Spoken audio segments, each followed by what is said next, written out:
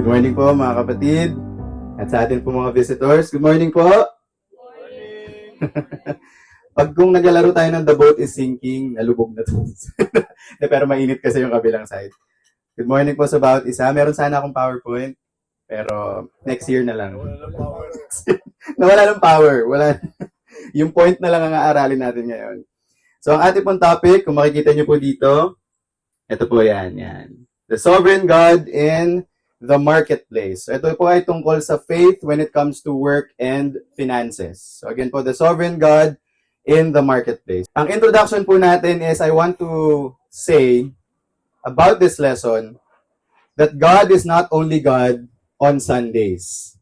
No, hindi po siya Diyos. At hindi po siya Diyos lang tuwing Sunday na tayo ay nasa church, na tayo ay nagsasagawa ng ministry, na tayo ay nag-aawitan, tayo ay naglilingkod sa Panginoon. Ang Diyos po natin, because He is sovereign, meaning He is in control, He is in full control of everything, He is only God, He is also the God of our everyday.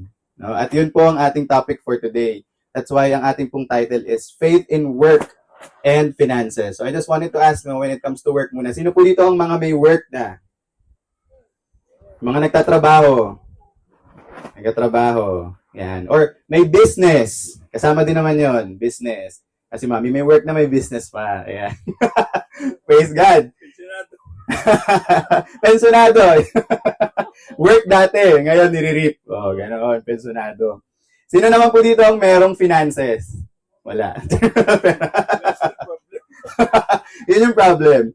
And of course, magkadugtong po yan. No? If we have work, if we have our businesses, ayan, kagaya nun, yung mga pension, yan yung hinuhulugan mo during the time na nagkatrabaho ka, and then afterwards, makukuha mo yan monthly. I think monthly po ang pension, no? And of course, kadikit po yun yung finances. So, work and finances. God's sovereignty extends to our jobs, our businesses, our finances, at hindi lang po yung ating church life. So, yun po yung mahalagang point na I want all of you to remember. Again, God's sovereignty extends to our jobs, sa mga nagtatrabaho po dyan, to our businesses, yan, sa mga may negosyo, and our finances. Hindi lang po yung ating church life, at hindi lang po yung ating ministry. Of course, yun po ang primary natin, no, when it comes to our Christian life, yung ating paglilingkod sa Panginoon sa simbahan in our ministries. Pero nonetheless, kasama po dyan yung ating pang-araw-araw na buhay. And we know na majority of our week, yung araw po sa isang linggo, wala naman tayo sa church. No? Ang main natin is Sunday. So, 1 day on a week. And Lord willing, no, if God permits, pati yung ating mga prayer meeting or midweek service. Pero majority of our days sa ating pong linggo, nasa labas tayo. We're out and about. So, nagtatrabaho, nagbi-business, and so on and so forth. So, our first point is number 1, God is sovereign over our work. Yan. Ang Panginoon po ay in control and sovereign over all our work. Number 1, God gives the ability to work. Naniniwala po ba tayo na yung strength na meron tayo sa mga nagtatrabaho, sa mga nagtaas kanina, yung lakas na yan, hindi naman yan galing sa'yo talaga. It's God who gives you the ability, the strength to work on a day-to-day basis.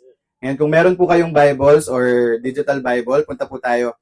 I encourage you kapag magbanggit po tayo ng verses, basahin natin. No? Buklatin natin, basahin natin. Para sabay-sabay po tayong ma-immerse sa salita ng Panginoon. So again, first point, God gives the ability to work. Ang verse po natin, Deuteronomy 8:18. Deuteronomy 8:18. And the word of God says, "But thou shalt remember the Lord thy God, for it is He that giveth thee power to get wealth." So yung atin pong lakas, yung ating mga kakayanan, our skills, the opportunities we have, and even the success that we have, the success that we attain, kung ano man pong klaseng success yan sa ating trabaho, sa ating businesses, galing po yan sa Panginoon. No, yung strength na meron tayo ay galing sa Panginoon. Again, God is the one who gives power to get wealth. No, kahit po sabihin pa natin na lakas natin yan, lahat po ng yan ay galing sa Panginoon. So, purihin po siya sa strength na binibigay po niya sa atin. So, number 1 again, God gives the ability to work. Number 2, God controls promotion. Yan. Sino po dito yung mga nagtatrabaho na gusto ma-promote? Ako, gusto ko ma-promote. No? Pag na-promote ka, bigger salary. No? And alam naman po natin, pag binibless tayo ng Panginoon financially, it is so that we can primarily contribute to the church. No? So, if you are promoted, bigger salary, mas malaki yung may bibigay mo sa gawain. And it's God who controls those promotions. Again, if you have your Bibles with you, punta po tayo sa Psalm, the book of Psalm. Chapter 75, verses 6 and 7. Psalm 75, verses 6 and 7.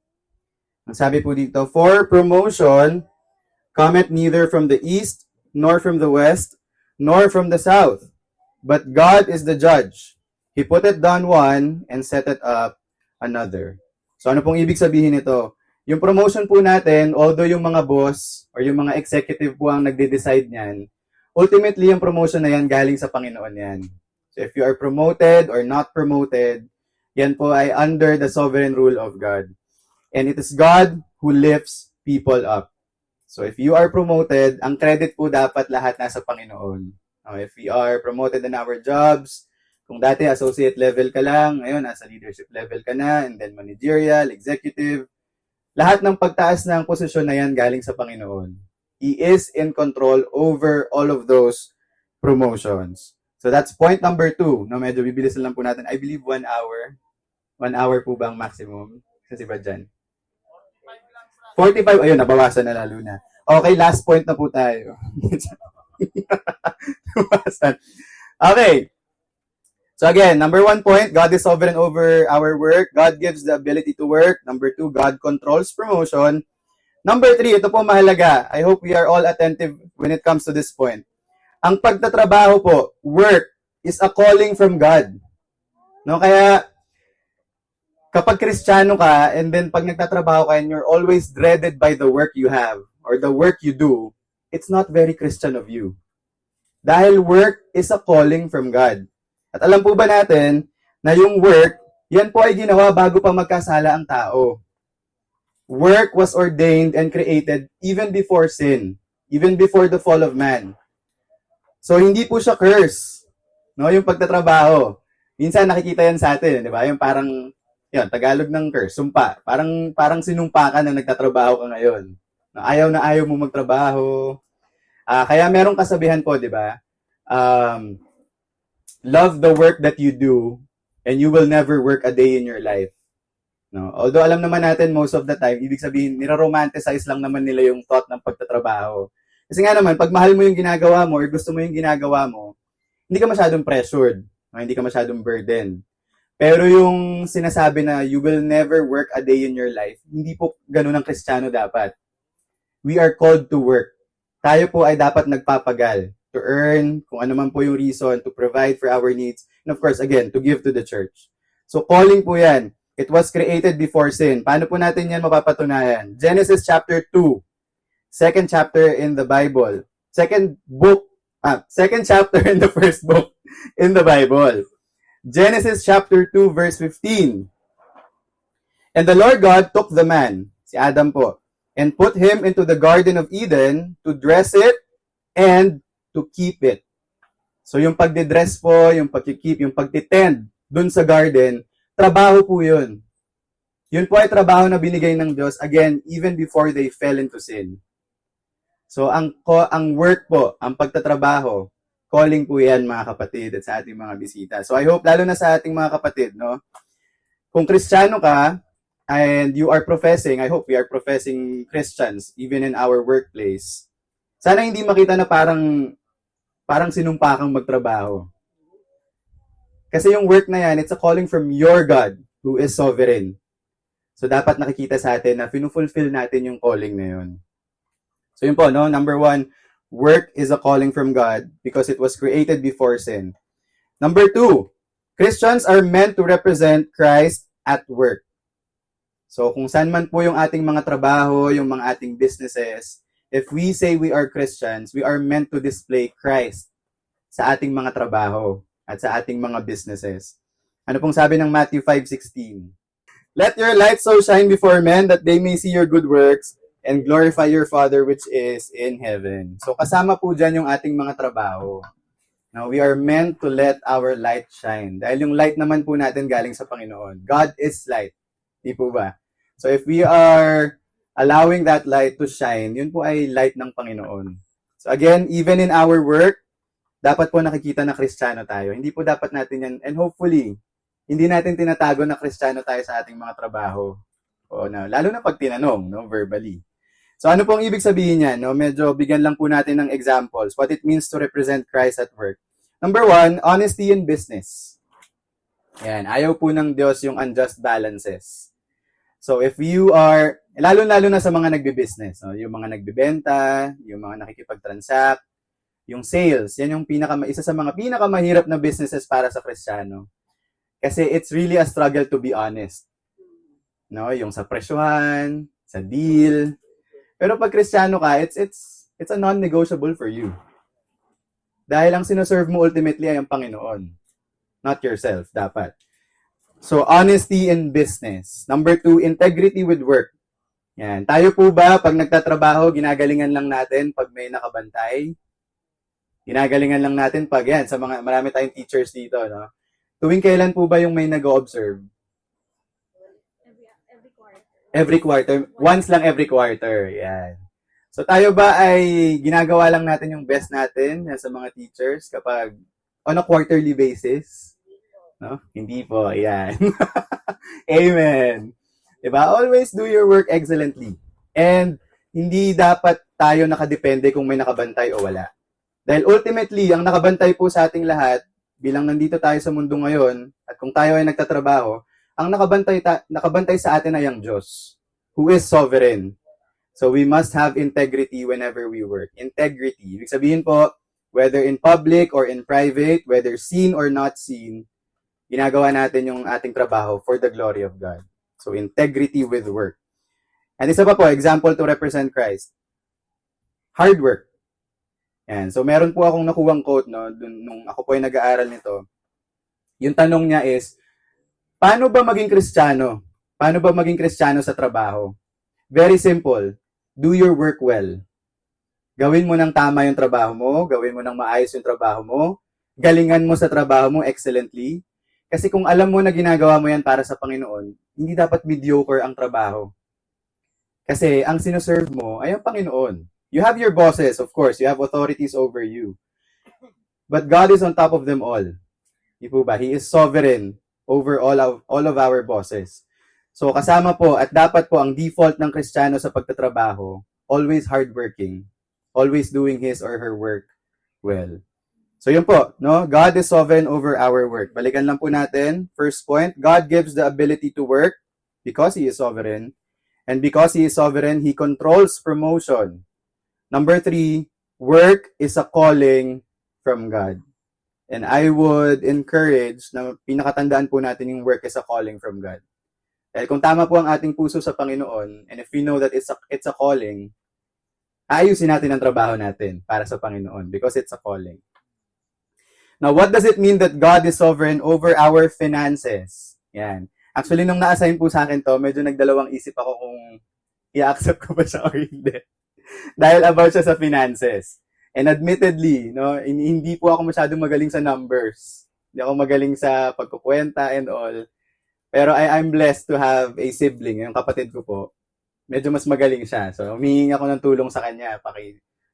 Yung pag-account, yan, nung mga gastos and everything. Pero yun po, now what does it mean that God is sovereign over our finances? Number 1, God owns everything. Dahil ang Diyos po ay sovereign, lahat ng meron tayo at lahat ng nakikita natin ngayon sa paligid natin. Yan, very diverse yung paligid natin ngayon. Nandito tayo sa kagubatan, if I can call it that. Pero very diverse. Ang dami nyo po nakikita sa paligid nyo at mga hindi nyo pa nakikita. Ay, joke lang. So, ano po ibig sabihin nun? Everything that you see, God owns all of that. At kasama po dun yung ating finances. Ano pong sabi sa Psalm 24:1? The earth is the Lord's, and the fullness thereof. Lahat. Lahat po ng meron dito at created, sa Diyos po lahat yan. Kaya po ang mindset dapat ng Kristiyano when it comes to his finances or her finances, I am a steward of these finances. Hindi owner eh. No? Hindi rin naman maling sabihin na owner. Pero kapag Kristiyano ka, ang magandang mindset mo when it comes to everything you have, ako ay tagapangalaga nitong mga to. I am a steward of all these resources that I have. At kasama po doon yung finances, yung ating pera. Kahit gaano karami o gaano kakonti ang ating pera, lahat po yan ay sa Panginoon. And we must be faithful stewards of all those resources. Number 2, ito alam naman po siguro natin ito. The love of money is dangerous. No? Delikado po yan pag mahal natin ang ating finances. At yung kung kakaiba na ang affection natin when it comes to money, we must check ourselves and examine ourselves para hindi po magtuloy-tuloy ang ating downfall. Ang sabi po ng 1 Timothy 6:9-10, I believe familiar po ito sa atin. Ang pera po ba ang root of all evil? No. Sino po nagsasabi na no? Ang pera, ang ugat ng lahat ng kasamaan. No. Sino nagno-no? Yan, may mga ganun. So, ibig sabihin yung mga hindi nagtaas, yes. Nag-agree po ba tayo na ang pera ay ugat ng lahat ng kasamaan? Sino po nag-yes? Wala. Natakot. Hindi po. Kasi ang sabi po ng scriptures, for the love of money is the root of all evil. Yung finances po, yung pera, ginagamit yan na vehicle ng Panginoon for us to be able to provide, no, sa ating needs. He provides, pero yun po yung ginagamit niya na channel. At hindi po yun yung evil. Ang evil is if you idolize money. No, kapag nilalagay mo siya doon sa posisyon na dapat ng Diyos lang ang nandun, which is topmost priority. So kapag po dinodiyos na natin ng pera, yun yung hindi na maganda. So paano ba natin malalaman na dinodiyos na natin yung pera? I think primarily, hindi na po ako magda-dive deep dun sa mga mas specific na examples, but primarily, magiging indication sa atin na parang idol na yung pera for me. Kung kino-compromise ko na ang aking paglilingkod sa Panginoon because of money.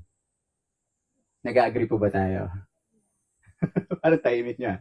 So yun po, kung nako-compromise yung ating paglilingkod, lalo na every Sunday because of money, and siguro, pa isa-isang beses, dalawa, medyo mapagbibigyan natin because of some circumstances, lalo na kapag providentially hindered ka talaga. Pero kung naging kagawian mo na, at parang maluwag na lang sa'yo, hinahanap na ng katawan mo, merong opportunity na kumita, linggo, okay lang, may next Sunday pa naman. Kaya ang ganda po, no, yung nasabi ni Pastor Jack kagabi, yung pananaw natin na may next Sunday pa naman, paano mo nasabing may next Sunday pa? Baka mamaya ka mag-rapture na. So, kung yung last Sunday mo, hindi ka pa naka-attend, dahil nag-compromise ka na may next Sunday pa naman, woe is we. Di po ba? So, yun po. Money is a tool, but it can easily become an idol. At naman po, by God's grace, hindi po yan mangyari sa atin. Number 3, God is sovereign over our finances, so we must seek God first. Isa pa po nating icebreaker. Sige po, sino naman po ang kayang mag-recite ng Matthew 6:33 on the top of his or her head? Kompleto.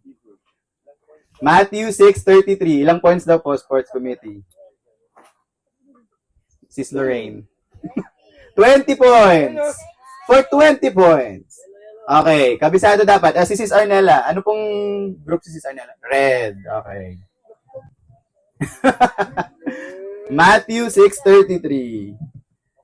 Careful lang po kasi sis pag mali, minus 20 naman yun. So, mas malaki yung sa kanina. Matthew 6:33, but seek you first the kingdom of God and His righteousness, and all these things shall be added unto you. Amen. Okay, plus 20 sa red. Amen. Praise God. So, seek God first. Yun po ay nasa salita ng Diyos, nasa kautusan ng Diyos. Seek ye first the kingdom of God and His righteousness. At saka mo na, wag mo nang masyadong pag-isipan yung mga all these things, bahala ang Panginoon dyan. Pero ang call po sa atin ng Panginoon, let's seek first His kingdom and His righteousness.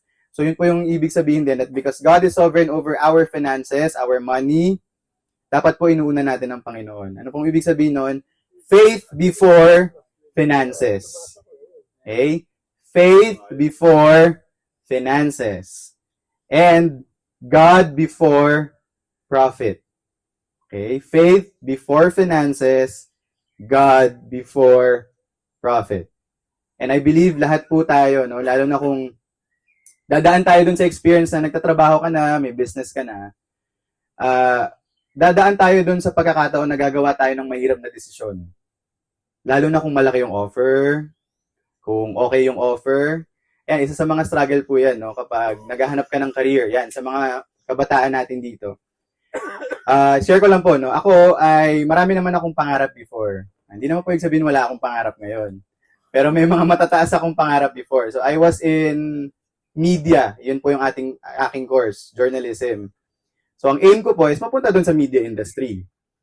Napunta naman po ako doon for some time, praise God. No? Pero doon ko po na-realize, it's an industry of compromise. So, may mga time, lalo na po, dati nag-freelance hosting ako, so yung mga ganun po, media things. Ang mga event, most of the time, weekends. At ang mga tao sa mundo, lalo na yung mga hindi Kristiyano, huwag naman sana Kristiyano, nagsiset ng event talaga pag Sunday. So, yung mga work na papasok din for me, kung magpapatuloy ako doon, mawawala ako sa church. Pero maganda yung kitaan eh. Yun nga po yung na-realize ko nung nag-freelance hosting na ako. Ang puhunan mo lang, boses, pero kikita ka ng ganito sa isang hosting, 2 to 3 hours. So, 2 to 3 hours lang po ang event. So, makakailang event ka kung talagang kayod kalabaw ka, no? Makailang event ka per day. Laki na kikitain mo per day. Pero, yun nga po compromise. Malaki ang sahod, masaya siya. Sa totoo lang po, no? Masaya. Very, very exciting. Kasi iba-ibang event, iba-ibang klase ng tao. Paano mo sila i-accommodate. Pero, ano naman po na mag-gain mo lahat ng mga bagay na yun kung ang mawawala sa'yo ay kaluluwa mo, di ba? Sabi po sa Bible. If you will lose your own soul. So, yun po ay by God's grace lang. Kasi it was a hard decision for me. Kasi yun po ay pangarap ko ever since. Since high school. Yun na po yung na-envision ko. Na nandun ako sa field na yun. And then yun, nag-hosting. And kung lolobin ng Panginoon, mapunta sa radio, sa TV. Pero, by God's grace, ano po, yung grace na yun na binigay ng Panginoon, pinagpapasalamat ko po yun. And it's a hard decision. And we will have those hard decisions. Ito, I'm speaking to the students right now. Maganda na merong pangarap. Pero I hope ngayon pa lang i-consider nyo na kung kapag after nyo gumraduate at nag-proceed kayo sa career nyo, mawawala kayo sa church. Maganda pag-isipan na natin anong gagawin natin. Maganda namang may pangarap Pero kung mawawala ka sa church, I think you should think twice. So ngayon pa lang i-consider nyo na yan. Huwag nyo intayin na gumraduate muna kayo para, pag nandun na lang, let's cross the bridge when we get there. Pag graduate ko, tsaka ko na lang iisipin kung paano. Pero alam mo naman, una pa lang, kung yung trabaho na yan, tatanggalin ka niyan sa church o hindi. So, malalaman naman na po natin yan. So, yun po. 3 points that God is sovereign over our finances. God owns everything. Number 2, love of money is dangerous. Number 3, seek God first. Yan. So, number 3 po na ating point. Ang dami na palang points. No? Pero ito po yung next subtopic. Biblical principles for faith in the marketplace. So, paano po ba natin mapapakita yung ating pagiging Kristiyano? Ito nabanggit ko na po kanina. Pero, suportahan po natin ng Bible verse. Number 1, biblical principle for faith in the marketplace or in the workplace. Work diligently. No? Sipagan po natin sa ating mga trabaho. Proverbs 22:29 says, "Seest thou a man diligent in his business, he shall stand before kings." So, ino-honor po ng Panginoon yung kasipagan na yan. Being diligent. So, number 1, work diligently. Kung may trabaho ka rin lang ngayon, kung para sa Panginoon yan, sipagan mo yan. Work diligently. Number 2, nabanggit ko na rin po kanina, but I will give you a supporting verse. Be honest. Yan, be honest. Proverbs 11:1. A false balance is abomination to the Lord, but a just weight is His delight. Ulitin ko po. A false balance is abomination to the Lord, but a just weight is His delight. So maging honest po tayo when it comes to our dealings sa ating trabaho, sa ating businesses. Let's be honest. Number 3, trust God with provision. Paano po natin mapapakita na tayo ay Kristiyano sa ating work and finances when we trust God when it comes to providing for us? Philippians 4:19, "But my God shall supply all your need according to His riches in glory by Christ Jesus. Yan, maganda po. Hindi na lang tayo magda-dive deep, pero yung need po, no, na hindi siya plural, needs, maganda po na ma-discuss din yan sometime, no? But my God shall supply all your need lang po. Hindi po yan coincidence na yun ang nakalagay sa Bible. Yan. Thank you po. Praise God. Number 4, last point po, how we can, last point for our biblical principles for faith in the marketplace is marketplace witness. Number 4, marketplace witness. God places believers in workplaces to influence people. So 2 Corinthians 5:20 says, "Now then we are ambassadors for Christ." So in our work, number 1, meron pong mga nakatingin sa atin. We are surrounded by people and most of them are not Christians even. So we are surrounded by people all around us. No, we are in different industries. No, meron dito nasa education, meron nasa outsourcing, ano pa ba, mga trabaho natin dito. Logistics, so on and so forth. And if we are professing believers and Christians, we should work always with integrity. Kasi nga po, may mga nakatingin sa atin. They are watching, lalo na pag sinabi mo na Kristiyano ka, it's like they're watching your every move. And meron pa, intentionally, there will be people who will try to find fault in you because you're saying you're a Christian. Just for them to have something against you. And against the faith, no? Kung if it's that escalated. But number 2 is, we must handle pressure with faith. Are we experiencing pressure sa atin pong mga trabaho? Sino dito nape-pressure? Ako, nape-pressure po ako. I feel pressure right now. I feel pressure sa trabaho, no? Kapag, when the work is difficult, when the work is tedious, no, mahirap talaga siya, I feel pressure. Pero it's not actually about the pressure, it's about how you handle the pressure. That will be your witness to your co-workers. How you handle the pressure of the work you have, the money that you have, yun ang makikita nila. Paano ba siya under pressure? At kung Kristiyano tayo, I hope we respond scripturally. And lastly, marketplace witness for all of us is for us to share the gospel. And so ang number 1, whenever we don't share the gospel, of course, it's our life that they see. But it does not mean na hindi na po tayo verbally mag-share ng salita ng Panginoon. So we are in our own workplaces for a reason. If God is sovereign, then it means we are in our workplaces for a reason. No? Kung ano man po yung ating industry, ilagay tayo dyan ng Panginoon according to His counsel, according to the purpose of His own will. And we must use all of our resources and opportunities to share the gospel kung nasan man po tayo, kung ano man po yung ating industry. So yun po, mabilisan na lang since I only have 10 minutes. Ito po actually yung gusto ko ding i-share talaga sa inyo para maging malinaw sa atin. What does God's sovereignty mean and does not mean when it comes to work and finances? Para po ma-differentiate natin. God is sovereign, yes, but it does not mean na ganito. So yun po yung ating, medyo bibilisan na lang natin. Start po tayo sa work. Again, sa pagtatrabaho po. In work, God's sovereignty means, number 1, He ordains where we work. Now, yun po yung kanina ko pa rin binabanggit. Yung work po natin, saan tayo nagtatrabaho, it's ordained by God. No, yan po ay kasama sa plano ng Panginoon because He is sovereign. Number 2, yun na rin yung nabanggit natin kanina, God gives the ability to work. Yun po yung isang meaning that God is sovereign over our work. He gives us the ability to work.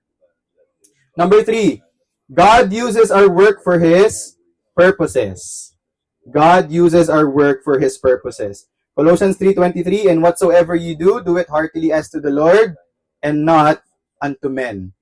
Work is worship when done for God. Work is worship when done for God.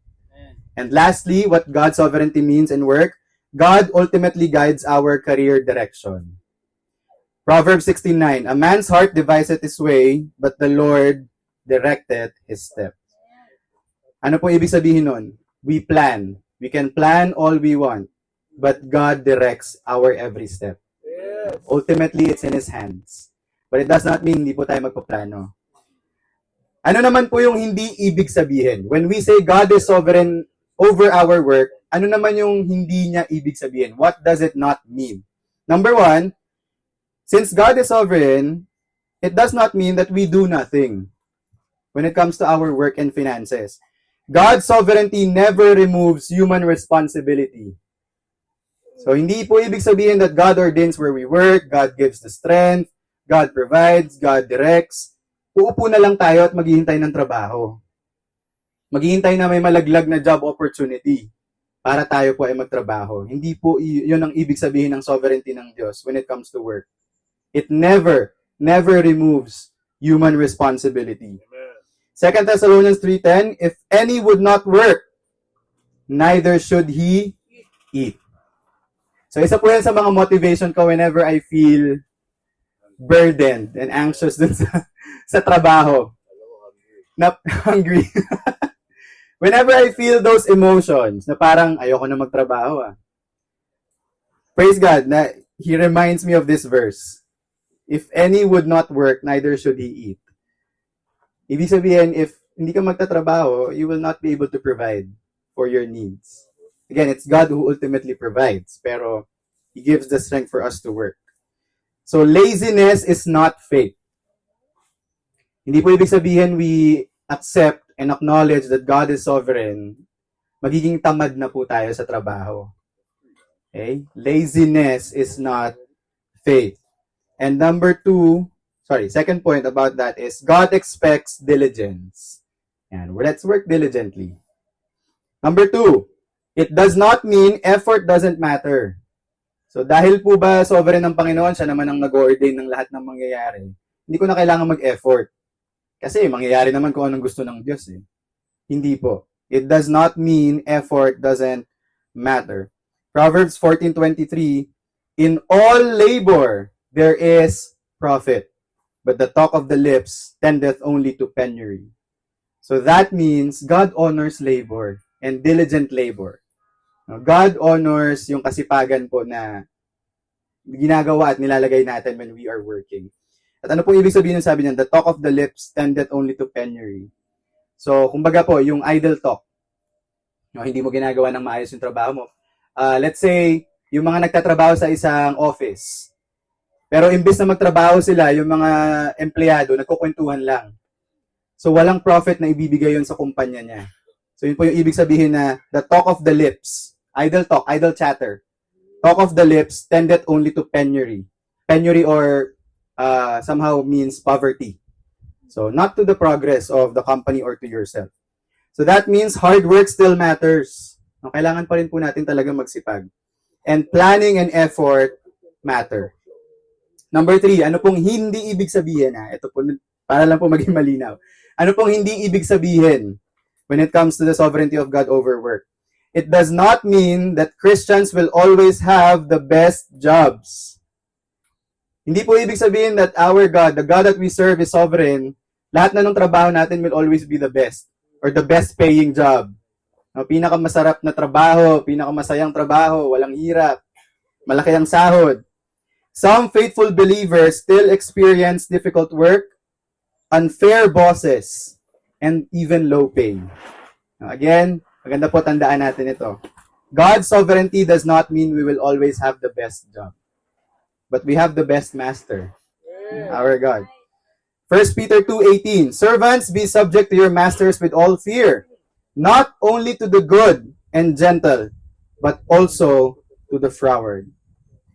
So, ang kasabihan po ng mundo, pag mabait ka sa akin, mabait ako sa'yo. If my boss is doing well, if he's treating me well, then I will do my work well also. Since my boss is treating me well. Pero ano pong sabi ng verse? Be subject to your masters, not only to the good and gentle, but also to the froward. So yes, mararanasan po natin yung mga unfair bosses. Pero hindi po dapat yan maging reason for us to compromise with our faith and with our diligence to glorify God. God's sovereignty does not guarantee comfortable careers. It does not guarantee comfortable careers. Lastly, ano po yung hindi ibig sabihin ng sovereignty ng Diyos when it comes to work? It does not remove wise decision making. God calls believers to use wisdom. So, ibig sabihin po nun, Hindi dahil sovereign ng Diyos. We know that He is sovereign and He is sovereign. Hindi po ibig sabihin no, na hindi na tayo magiging wise when it comes to decision making with our work. Proverbs 21:5, the thoughts of the diligent tend only to plenteousness. The thoughts of the diligent tend only to plenteousness. So yun po, no? Yung what God's sovereignty means and does not mean. Overwork. Now, when it comes to finances, ano naman pong ibig sabihin at hindi ibig sabihin ng sovereignty ng Diyos? Una po muna, what God's sovereignty means in finances. Number one, God provides. God ultimately provides. No, yun po yung Philippians 4:19. But my God shall supply all your need. Our ultimate provider is God, not our salary. The salary is the tool, the vehicle that God uses, the channel, the means. But the provider is God Himself. He uses salary as the vehicle. Number two, God owns everything. Again, I hope, ang mindset po natin, tayong mga nandirito, when it comes to our resources, I am a steward of these resources. God is the owner. I am the steward. And hopefully, we are faithful stewards. Number three, God controls prosperity and poverty. God controls prosperity and poverty. 1 Samuel 2:7, the Lord maketh poor and maketh rich. He bringeth low and lifteth up. Financial circumstances are under God's authority. So, I believe kahit even the wealthiest of businessmen experience poverty. Yung pagbaba, hindi laging mataas, hindi laging may benta, hindi laging okay ang finances. But in all of those circumstances, we can trust that God is sovereign and in control over all of those circumstances. Whether nasa baba ang ating financial, nasa taas ngayon, praise God. Pero kahit nasa baba po yung ating financial status, I hope we still praise God. Kasi siya naman po ang pinanggagalingan ng lahat ng yun. And lastly, God blesses faithful stewardship. Luke 16:10, he that is faithful in that which is least is faithful also in much. God watches over how we manage money. Okay, so hindi po dapat tayo maging reckless because God is watching over how we steward our resources. And lastly, what does God's sovereignty not mean when it comes to finances? Number one, it does not mean Christians will always be rich. God's sovereignty does not mean all of us here will become financially rich. The Bible never promises financial wealth. Alam niyo po kung anong pinapromise ng Bible when it comes to finances? God promises provision, not luxury. So we can trust that He will provide. Whether yumaman or hindi, He will provide. God promises provision, not luxury. Again, it does not mean Christians will always be rich. Number two, it does not mean money doesn't require discipline. Just because God is sovereign, we should not be, again, reckless with our finances. Since if we believe that God is in control over everything, baka meron tayong tendencies, wrong tendencies, na I can just spend my money how I want. Ultimately, ang plano naman ng Diyos ang mangyayari. So again, yung sovereignty po ng Diyos, it's a very good doctrine to learn, to study and to learn. But it never removes human responsibility. We are still responsible even if God is sovereign. And again, He is sovereign. God expects godly stewardship, budgeting, planning, and most of all, restraint. And so, God expects for us to have those restraints. Kaya nga po yung temperance. Temperance is one of the fruit of the Spirit. And it also applies to our finances. Restraint. Number three, it does not excuse financial irresponsibility. God's sovereignty does not excuse financial irresponsibility. Proverbs chapter 6, verses 6 to 8. Yung about po dun sa mga langgam. Opo, ginamit na example yung mga langgam. Go to the ant, thou sluggard. God condemns laziness. God condemns reckless spending. And God condemns ignoring future needs. And so we still have to plan and to plan well. knowing that God is sovereign. And lastly, it does not mean we should trust money. God's sovereignty over money and finances does not mean we should trust our finances. 1 Timothy 6:17, charge them that are rich, that they trust not in uncertain riches, but in the living God. Yan po yung sabi ng verse sa 1 Timothy 6:17. Trust not in uncertain riches, but in the living God. Money is unstable, especially for those who have businesses. I think alam nyo po yan. Money is very unstable, but God is reliable. So, ang pagkatiwalaan po natin ng Diyos, hindi po yung ating finances. Now, to conclude, God's sovereignty does not remove responsibility. It gives confidence while we faithfully work and steward what He gives. Proverbs 16:3 says, commit thy works unto the Lord, and thy thoughts shall be established. Commit thy works unto the Lord, and thy thoughts shall be established. So, doon po nagtatapos ang ating lesson. Sorry po, at medyo sumobra ng konti. Purihin po ang Panginoon.